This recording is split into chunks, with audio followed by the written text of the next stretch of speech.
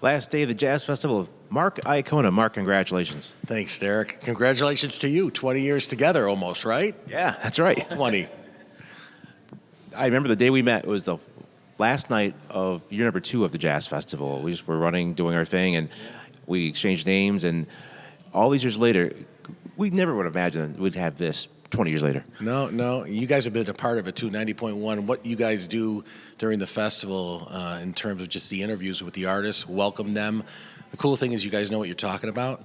So you know the history, you know the current musicians, you know about the musicians that are playing in our festival.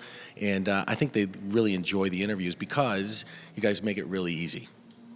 Thanks so much for the kind words. For you, Marc, what's the best part of the festival? Is it the process of putting things together, seeing people happy? For you, where do you find the most joy in it? I think it's the knowing that this thing is perpetuating, right? So on our roll in those first 5 years, John and I really building things up, get people's confidence, not only sponsoring the festival, people investing in the club pass, you know.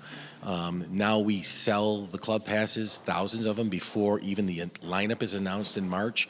So to me, the most exciting thing really is people still having the excitement about the festival and what it brings to Rochester. I mean, the city becomes alive, electric for these 9 days, starting with the high school jazz bands all the way to the culminating in the jam session, and you never know who's going to sit in. I mean, especially tonight, I kind of just told you there's going to be some cats probably popping in there. People are going to be so excited that they came and played.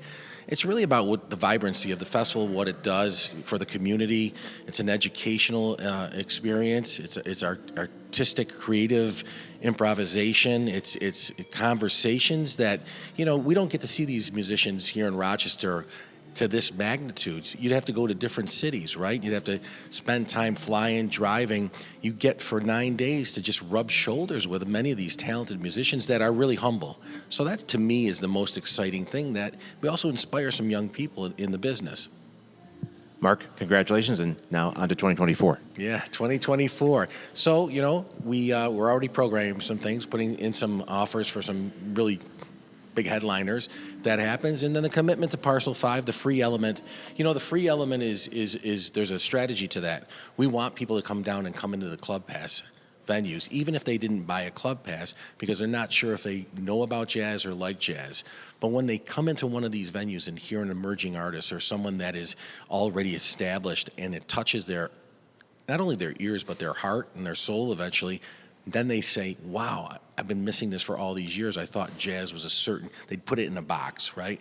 So to me, 2024, consistency, the same in terms of programming, the personalities to each venue that we program, and then some new twists along the way. You know, we do something different every year. So, and having you guys part of it, 90.1 part of this festival, to me, it adds a touch. It's really icing on the cake for us to have a jazz radio station that knows what they're doing, knows about the music, and welcomes the artists. And the patrons that are coming to this see that, and they think you guys are part of us. You know, you're a standalone yourself, and it's important that we support it. Marc, thanks so much again, man, for taking jazz further and making the Flower City bloom. Thank you for all these years. 20 more years, right?